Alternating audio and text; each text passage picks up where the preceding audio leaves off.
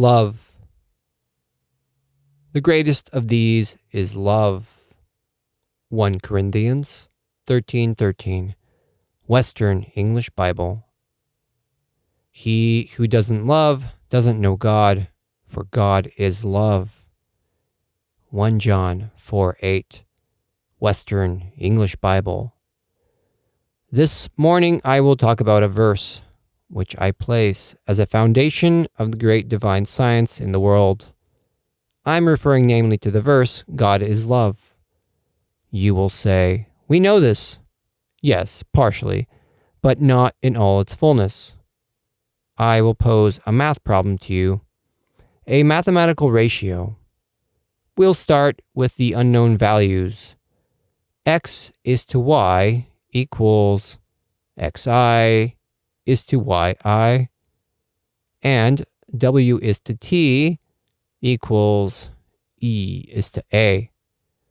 The last ratio are the elements of the higher spiritual mathematics, of the living mathematics. The X is a value from the visible, the real, from the material world. And this X can be defined very easily. How? You will work on it. I'll give you another problem, and it's the following. 2 squads of soldiers come from 2 opposite cities. They meet and greet each other. The first ones ask the others, "How many are in your squad?" The other ones answer, "If one of your soldiers comes among us, we will become 2 times more than you." And the former say to them, "If one of your soldiers comes among us, we will become as many as you are." He who knows the rules of mathematics will immediately find what X equals and what Y equals. And after you solve it, what X equals, that is, the visible material world, then you'll pass on over towards the spiritual world. XI is to YI. These are abstract truths. God is love. I take love as a principle. Outside love, we don't know God. He's only within love. Since love is accessible to all beings, there's no organic being, there's no living matter in the world that isn't closely connected to love or influenced by it in one way or another. Consequently, we know God in love, and this God of love isn't outside. He's not only in the universe, but he's also inside us. In Scripture, one of the commandments says to love the Lord your God with all your heart, with all your soul, with all your mind, and with all your strength. Understand the meaning of this commandment. I will examine love from 4 vantage points: as aspiration, as a feeling, as strength, and as a principle. As aspiration, love works in the heart. As a feeling, in the soul. As strength, in the mind. And as a principle, in the spirit. And this is the entire cycle of human development from beginning to end. When the beginning and the end unite in one place, a new beginning forms. This new beginning, when it unites with its end, will form another new beginning. Consequently, this is an eternal process in the divine world, without an end and without a beginning. As aspiration, love has its own beginning. For instance, some young woman calmly stays at home. Nothing worries her. But one day she meets a young man, and immediately an aspiration arises in her. She becomes restless. This also occurs in the young man. So the beginning of their restlessness has come. I say, the beginning of their love as aspiration is coming. What is the end? They marry. They give birth to children. Is this the end of their lives? It's not. Now the second manifestation of love is coming. The manifestation as a feeling. And it works on the soul. This is a higher level of development. The feeling manifests among friends and brothers. Consequently, everyone who has a friend, a brother, needs to have passed through the first fire of love. Until this happens, you cannot experience the second manifestation. Brotherhood is based on love as a feeling, whose manifestation is in the soul. The polarization occurs through the feeling. Aspiration represents the roots in the physical world, whereas the feeling, these are the branches. Aspiration leads toward the center of the earth, whereas the feeling toward God. Love as strength manifests only in the saints, in Christ, and in people who are ready to defend a divine cause. You cannot have love if you don't have a mind within you. This is why all those who have perceived the truth and want to defend love have the strength of Christ, the strength of the saints, and they seal their love with sacrifices. Love as a principle is only now entering the world. It envelops everything. Right next to love as strength, there is also hatred, both attraction and repulsion, ironing out and scuffing. There are no contradictions at all when it comes to love as a principle. It reconciles all the contradictions in the world, for there is no evil, and everything is good and exalted. Every one of you who wants to understand the meaning of life shouldn't run away from it, but one must pass through all its phases, namely, through the roots, through the branches, through the flowers, which are the strength of love, and one must try its fruit, which is the principle of love. When you pass successively through the roots, the branches, and the flowers of love, you'll finally reach the principle. You'll get to the fruit of love, and it will give you the meaning. And that's where immortality lies, a world in which there is no death, but it has a resurrection. Regarding this love, it is said in Scripture that it is the connecting point of perfection. And so, you cannot understand love until you understand your own heart, until you understand the elements and forces hidden in it. You cannot understand love until you understand the feelings, the elements, and the capabilities of your mind. You cannot understand love until you understand the aspirations and powers of your spirit. The study of love is a great science with which the new heaven and the new earth will concern themselves. Love is God's first great principle through which He manifests. I do not wish to speak to you on this subject only in theory, but I will prove to you that love has a relation to the heart as an aspiration, to the soul as a feeling, to the mind as strength, and to the spirit as a principle. Consequently, each one of you can know what his love is. How? By the beating, by the pulsation of your heart. The beating of the heart is the tempo of love. The circulation of the blood is also connected to love. The day one ceases to love, the heart also ceases to beat. When one hates, it's the negative side of love. Then heart palpitations appear. Sometimes the heart beats more and sometimes less. People refer to this condition as heart palpitations, but I say that the law of love does not work properly in such people. How would you correct this? enter into your heart, into your feelings, and the strength and the principles of love. Regulate them, and you will experience the kind of joy that only saints and righteous people have experienced. Your heart palpitation will disappear. This science is necessary for you. I would really like to stick to principles, but I will also be abstract and real regarding the matter I am examining. For instance, sometimes you sense love as an aspiration, and you say to each other, "Let's kiss." Then two people get together. They enjoy each other's company like two little pigeons, and mwah, they kiss. And after this, you say, "Oh, what did we do?"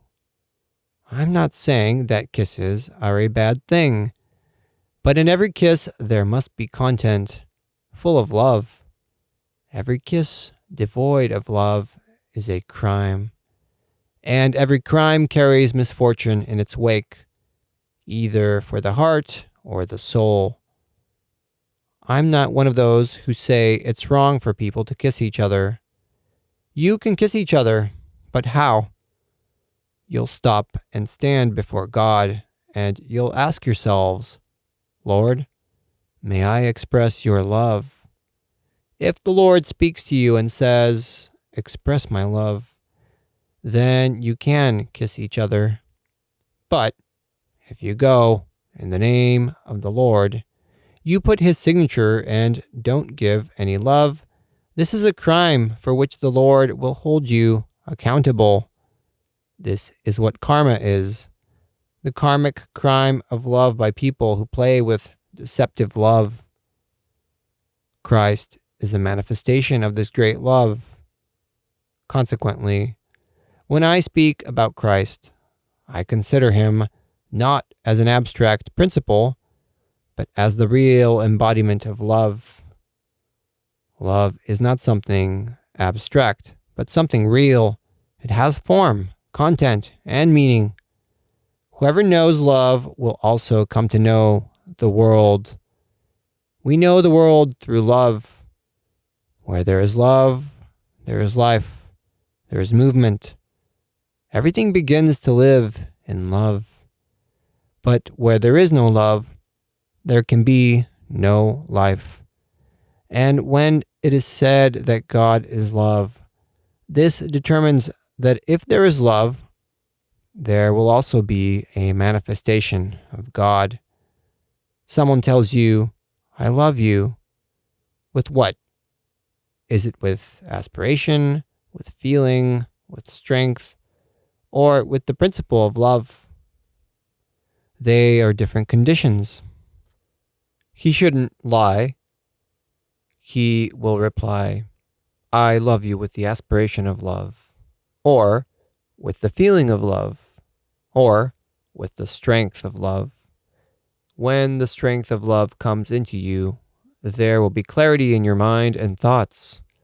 If you have the love of feelings, if you're sad, you'll immediately become kind and joyful.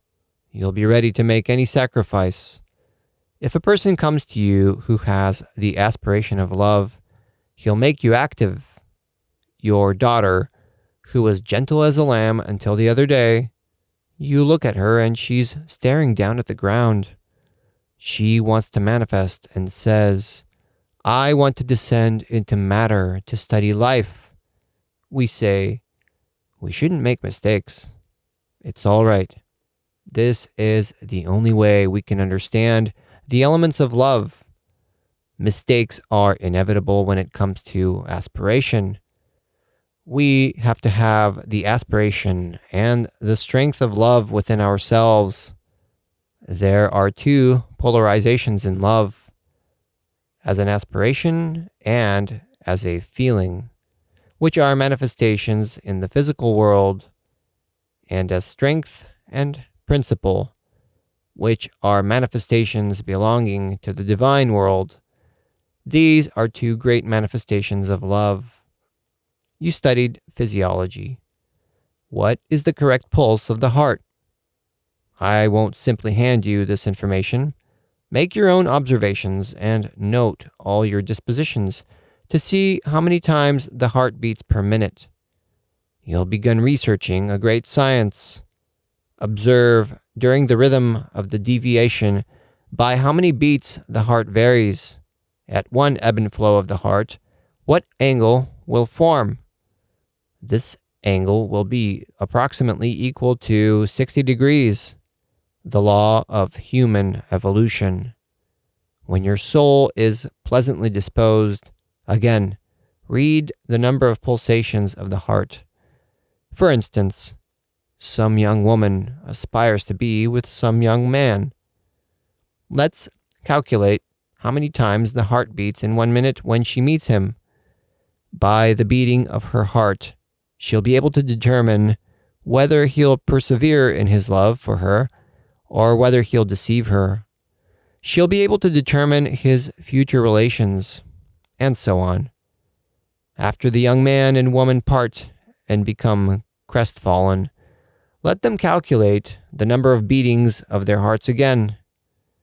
When you doubt someone, you should calculate again to see how many beatings your heart makes. Take note of these numbers within yourself. Start working with the higher mathematics. When a young man and woman meet who have aspirations for one another, why do their hearts flutter? Very naturally. It has to flutter. If the heart doesn't flutter, there's no life in it. When the mother is pregnant, doesn't she notice fluttering when her child plays in her womb? Then she starts rejoicing. The fluttering is an indication that the divine life is coming. And the Lord asks, are you ready to accept this new life form and cultivate it?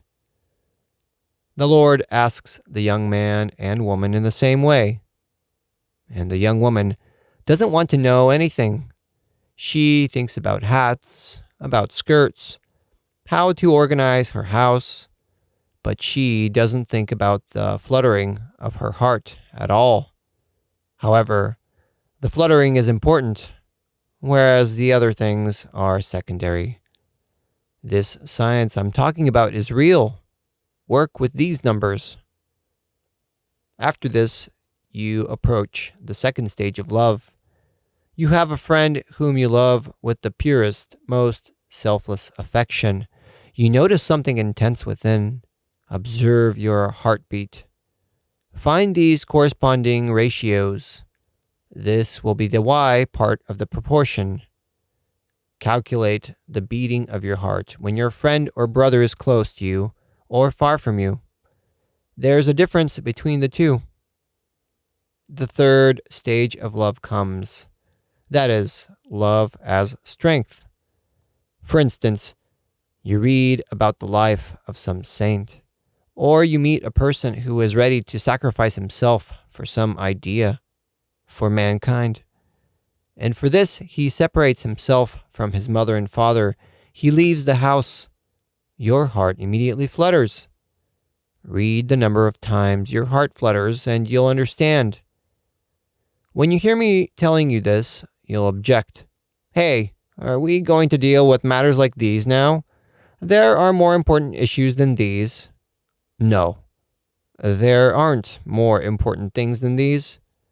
If you know how to regulate your heart the way God originally created it, it will regulate your mind, and the mind will give your spirit the conditions to manifest. All these things are interconnected with one another.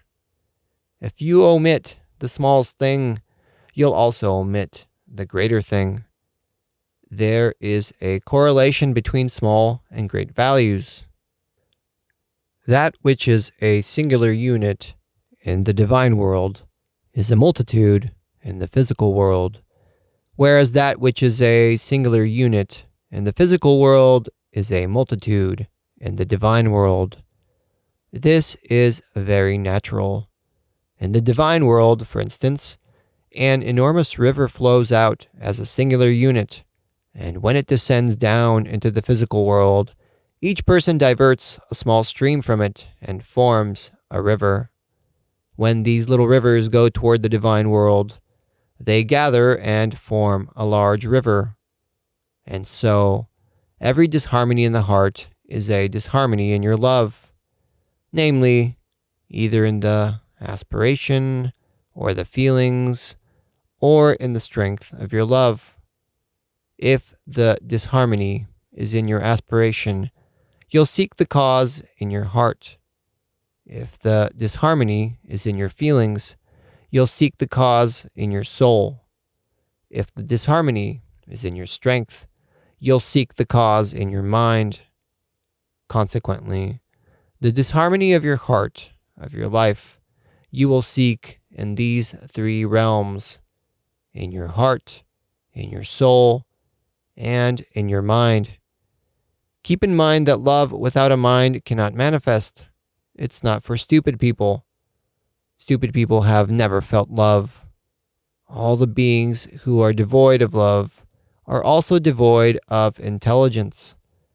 But every being who has love is intelligent. Within the beings who have no love, it manifests as a mechanical law, movement, growth from the outside in. But in those who have love, the growth occurs from within and goes out. Consequently, within scientific people who have no love, who have knowledge and collect information, they quote from various sources. The movement is on the outside in them. People who have love grow from the inside out. They perceive this food and cultivate it. When we look at people with a lot of knowledge but without love, we say, this person doesn't have a great deal of love for his brother. What is more important than anything else is having one friend whom we can love. Who is this friend? He is Christ. You meet a teacher and come to love him. Who is this teacher? Christ. You'll find the meaning of life in his mind. Some young woman aspires towards some young man. Where does aspiration stem from? Christ is in that aspiration, and he never lies. He who never lies, I call him Christ. But the one who lies both in his aspirations and in his feelings and in the strength, he's an antichrist. The one whose aspiration is in the heart is correct. The feelings in the soul are correct, and the strength in the mind is correct. He is Christ. When it comes to love, absolutely no lying is permitted. And the one who would try to defile this love carries the curse. He receives karmic misfortune, and with this, the falling away from love begins. And so, when you solve these numbers, you'll find what x and y are equal to. Y asks x, "How many are you?" X responds, "If one of you comes to us, we'll be twice as many as you. But if one of us comes to you, we'll become as many as you are." That means x equals 7 and y equals 5. This would be so if the problem refers to the number 10. But if y goes toward x, not 1, but 10 of them, then x will be equal to 70 and y would be equal to 50. Having solved this first equation, you'll proceed to the divine equation, where you'll look for the divine x and y and what they're equal to. Those of you who aren't familiar with mathematics can find some mathematician to introduce you to the fictitious or imaginary numbers. You'll say, "Hey, are we going to bother with these x's now?" Well, every one of you is a giant x. I will prove this to you. Why don't you tell me whether you know the hour you came, whether you know where you came from and where you're going? You don't know. You don't remember when you were born. You talk about Christ, but you don't know him. You know him historically, but you don't recognize him as love, as a principle. Have you tried love as strength, as a principle? Have you had the experience of a saint? Have you had the experiences of a person who is ready to sacrifice everything for his friend? Some of you have had this experience. Regarding the aspiration of love, most of you are heroes in this. I admit you're right to this. When speaking about the aspiration of love, about 500 million people recognize it. When it comes to the feelings, about 1 million people recognize it. But when it comes to the strength of love, you can barely find 10,000 people in the world who know it. And so, 500 million, 1 million, and 10,000. From these numbers, you can construct 3 equations. God is love. We have to start with love the correct way. Do not seek God in heaven, but in the same way as the child who seeks his mother. And like the flowers for the earth, send roots down deep into the earth. Enter the material world. After you descend 5, 10, 15, 20 meters down, the desire to polarize will arise in you and to climb up. These 2 opposing directions create the desire to growth, both upwards and downwards. By this law, we reconcile the materialists with the idealists. Then the materialists come into the world, or, as they are called, the godless people, in whom there is an aspiration. The first ones descend deep into matter. They never saw the sun. These people are the roots, whereas the idealists are the branches. But if we don't have materialists, we would never have idealists. The idealists say to the materialists, work down there today, but one day you'll climb upwards. You'll come to know that there is a God, and will understand that there is a place where there is no love. It's not the same as if they pricked you with a needle, or if they stroke you with their hand. They say, some young man kissed some young woman. What's better, to bite her, to beat her, or to kiss her? When you kiss someone, it means, it's better that I kiss you than bite you or scratch you, which is how I proceeded at one point when I was a wolf. Consequently, kissing is a deliverance, so people don't inflict wounds.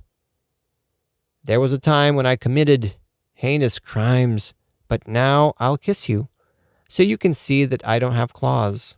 I don't have teeth as I had before.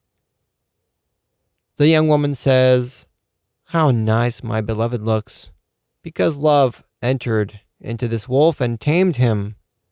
Should the love leave his heart, he becomes a wolf again. The fact that this is so is seen when he leaves her. He starts talking badly about her. He looks for a way to get back at her. He wants to beat her. He becomes a savage. The young woman, on the other hand, stores up vitriol, throws it in his face, makes him miserable throughout his entire life. And after this, they say, what a generous person he is.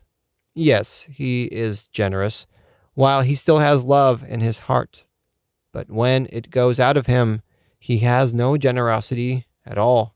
He's a demon. These are the people who are devoid of love.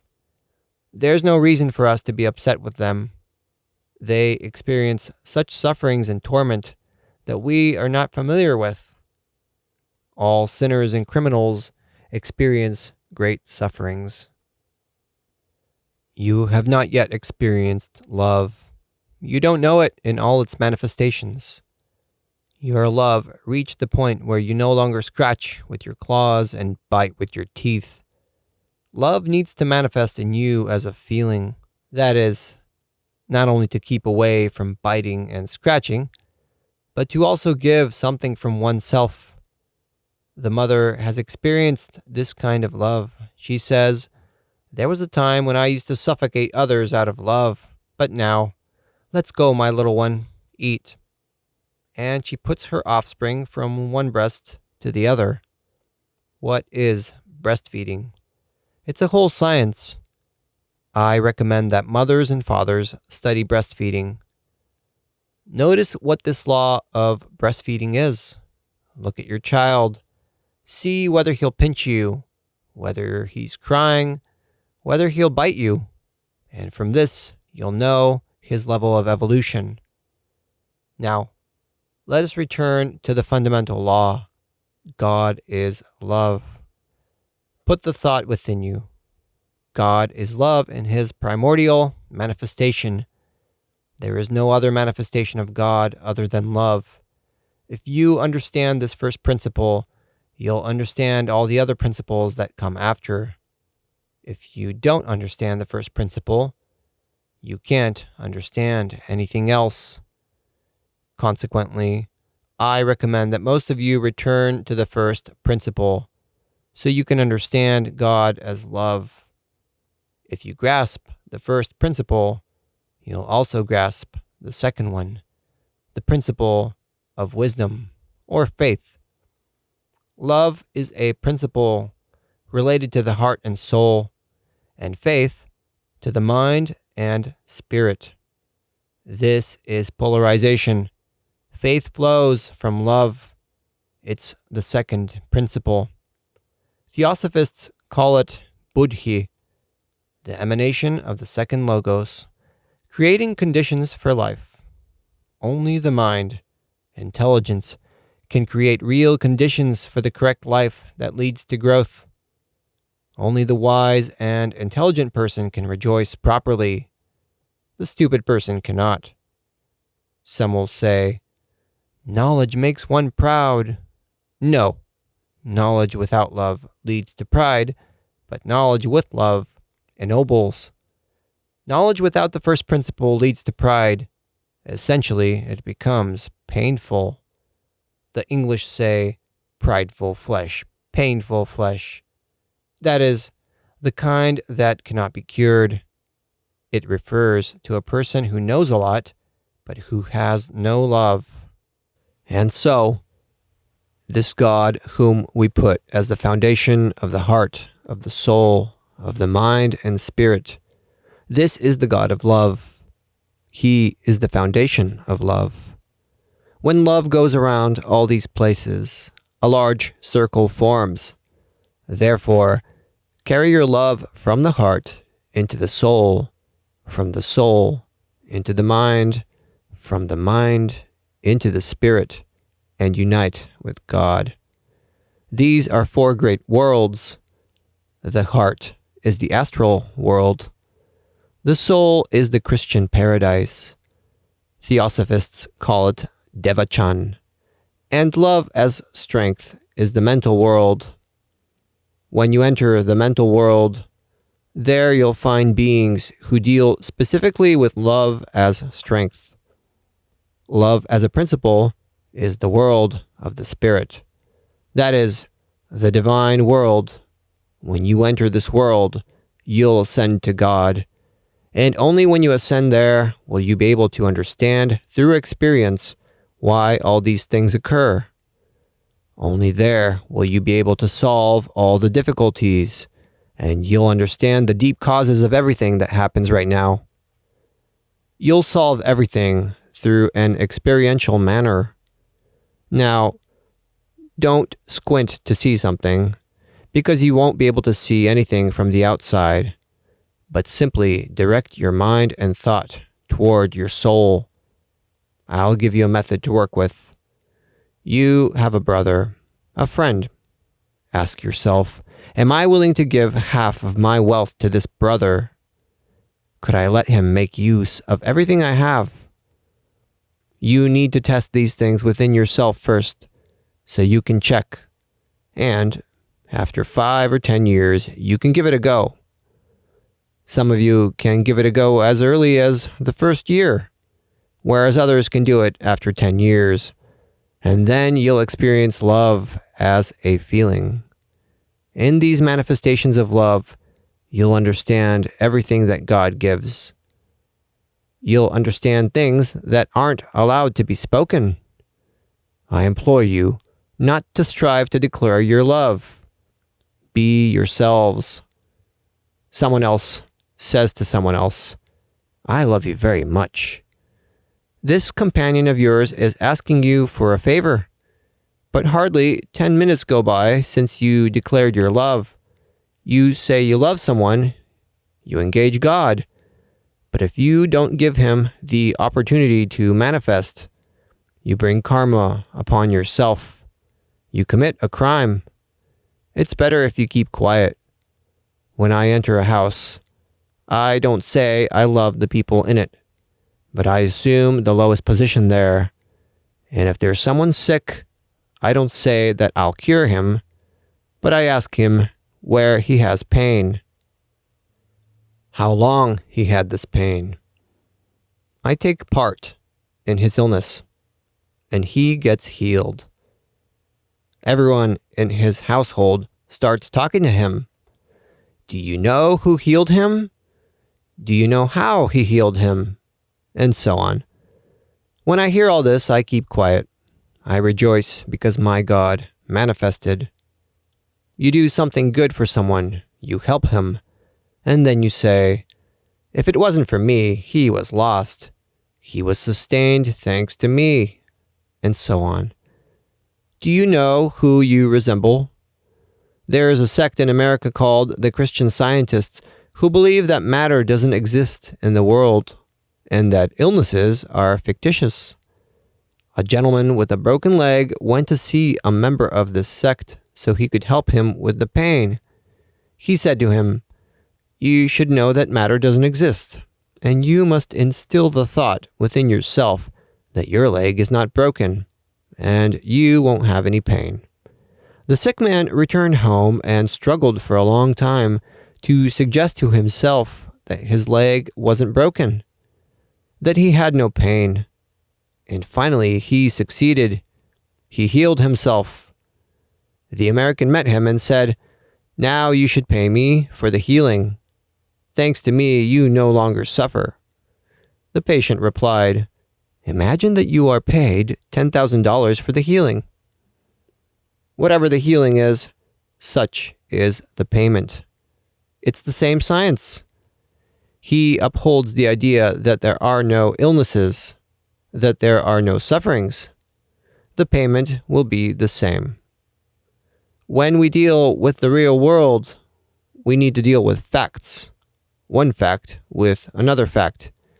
But when we talk about abstract things, in those realms, the abstract will answer to other abstract things.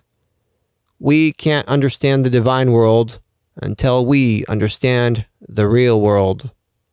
And so, God is love, and love relates to perfection. What is the cause of all the strife that occurs in the world?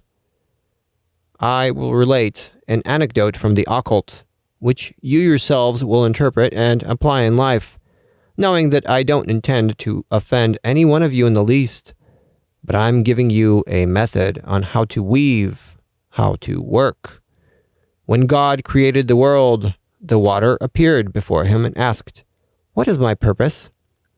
You will descend down to water the flowers and trees, so they can blossom and ripen. You will quench the earth and everything that is on it. The water came down to earth and began performing her duty.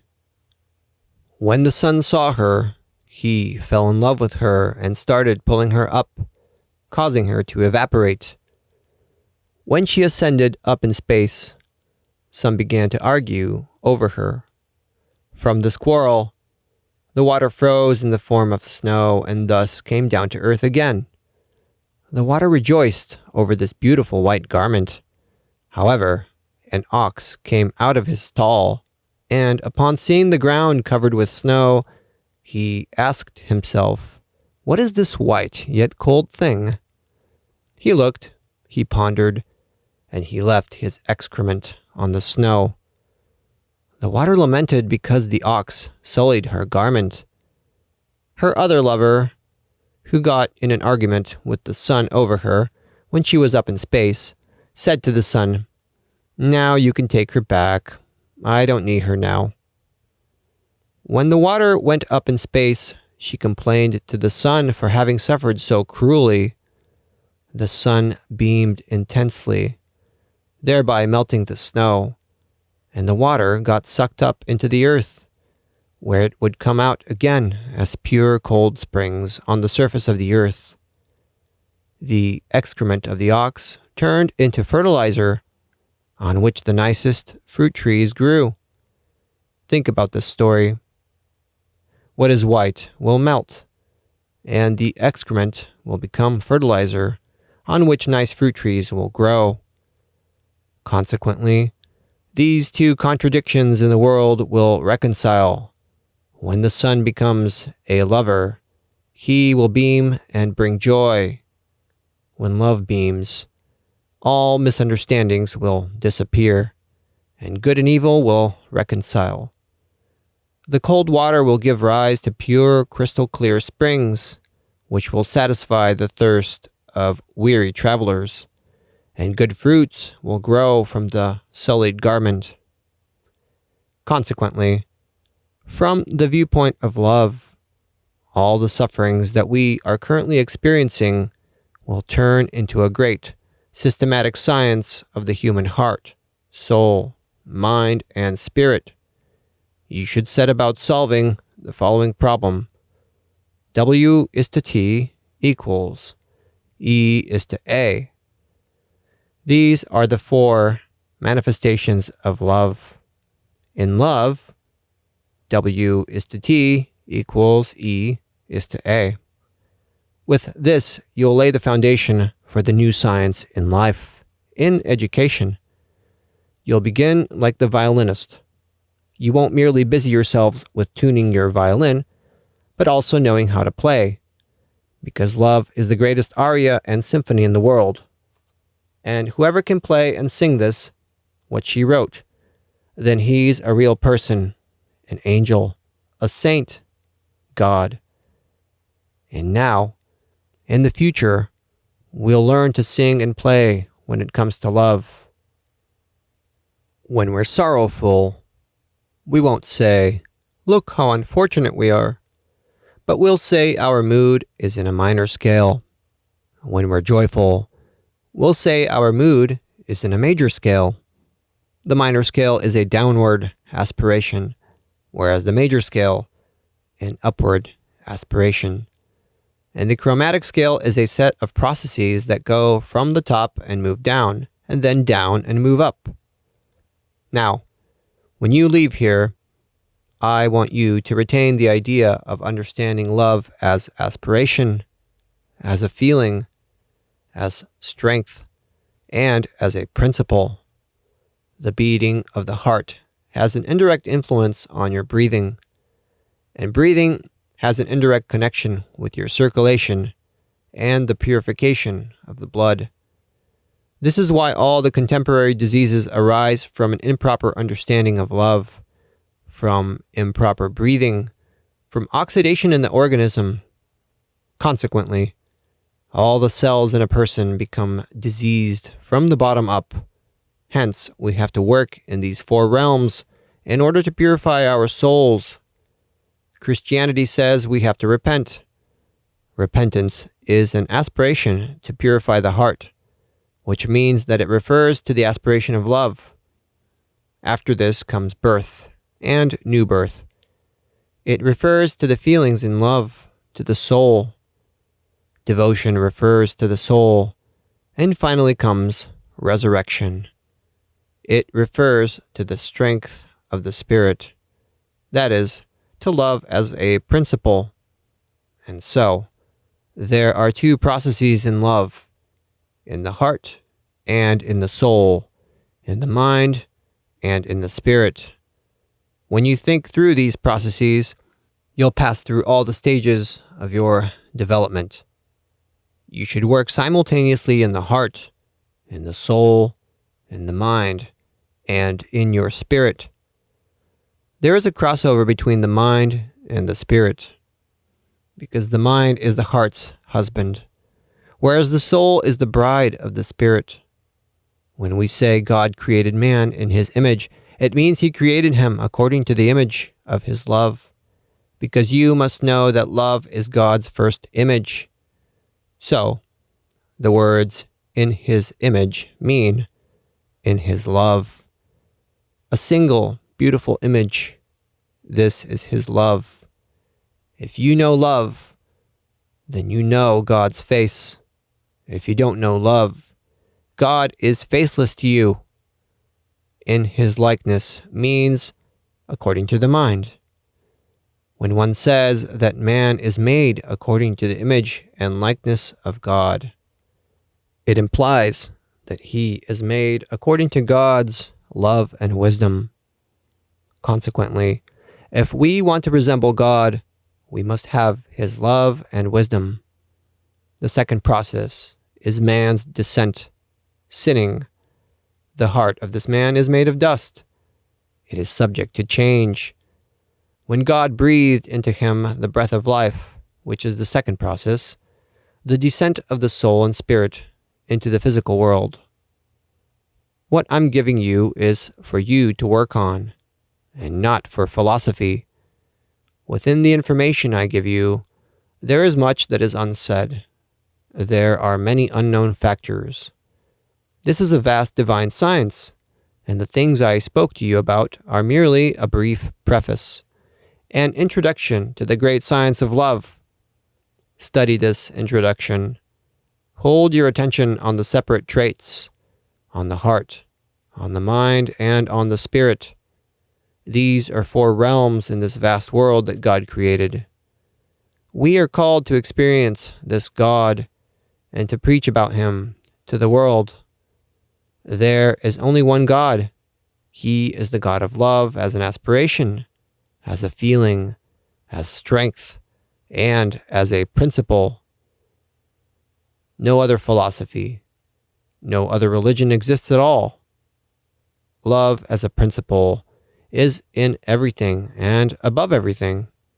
And so, if someone asks me what I am, I answer, I belong to love as a principle, which I know, to God as an image. I serve God, and his manifestation is Christ. Love is the materialized Christ. And the materialized world is the materialized love of God. The entire physical world is a manifestation of God, the materialization of God. And consequently, when we come to know the physical world, we will come to know God. Don't create illusions of wanting to leave this world and go to a better one. When you leave it, where will you go? Do not murmur against this world, but see the divine in your brother. You will say, why did God create this sinner? No, look deeper. Stop. Some ox laid his excrement on top of him. But so what? When the sun comes out, it will lift him up again. Don't get disappointed. Let the people make mistakes. This world is excellent. It is created harmonically. I always rejoice when I see it. When I look at this excrement, I say to myself, it's very nice. The best fruit trees will grow on him. And what nice, cold rivers will form when the sun comes out and melts this dirty snow. We will reconcile both conditions. Don't be discouraged if you're white and cold. If you're an ox and cause mischief sometimes, again, don't be discouraged. These are symbols that represent a great truth. If you can't understand the good in its smallest manifestation, how will you understand it in its greatest manifestation? If you can't determine a single drop of water, how will you determine something more? You must determine to see God as love and not get upset with him. Hold yourselves up every day and ask him, my beloved deceived me in the form of aspiration. He made me dirty. He will answer you, you are in the aspiration of love. Climb one step higher. You climb one step higher and say, they deceived me here too, and my brother is not as I thought he was. Yes, you'll find a contradiction here too. Then climb up into your mind. When you climb up and reach the principle of love, there you'll find the cause of all things that occur, and you'll understand everything. You ask, how can we reconcile? You reconcile us. I didn't come to reconcile you. You get in an argument, you call me over. Did you call me over when you were busy committing the sin? Reconciling is not a science. I preach a great science of love. Someone threw away his excrement on top of another person. He did well. Someone is cold. This is good. This is a process. I preach love in an all-encompassing sense, an active love, a love that has kisses with meaning, a love of feelings, but an intense kind, a noble one, a love of strength. But there must be light in that strength. Wherever we go, there must be love. When I see a person suffering, I don't weep for her. I don't get upset with the ox because he got someone dirty, but I say to the person, little sister, turn to vapor, climb up higher, or melt and enter into the earth, descend downwards. Don't get disappointed. This is the great science of love that will solve everything. What you see now in the world, the contradictions in homes and societies, this is a temporary process that is due to a misunderstanding of love. We have to stop and ponder on this. Now, what I want from you is to think, to strive to have fervent hearts, to be heroes, not to be afraid of love, to have all of you filled with feelings, and not to be like old grannies.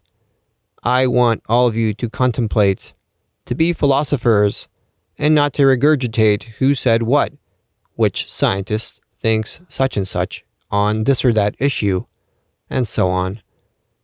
I would like all of you to have hearts, souls, and minds that work. When we meet then, there will be a perfect exchange between us. This is the new teaching. Everything old should be forgotten. Do not oppose. Do not argue. We don't have time for arguing now. You will say, such and such ox left something from his excrement over there. I know this. Say to yourselves, every one of us has a great mission in the world. We have to be heroes. We have to be in God's image and likeness. And then all our brothers who passed away millions and billions of years ago will unite with us.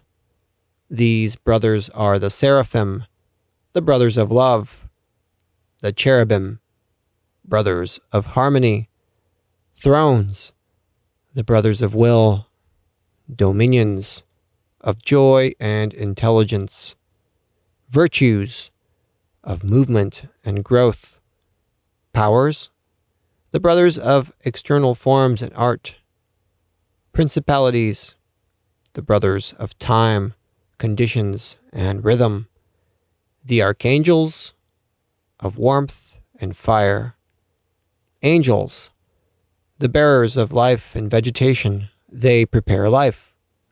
The final one, the 10th rank, will be occupied by advanced human souls.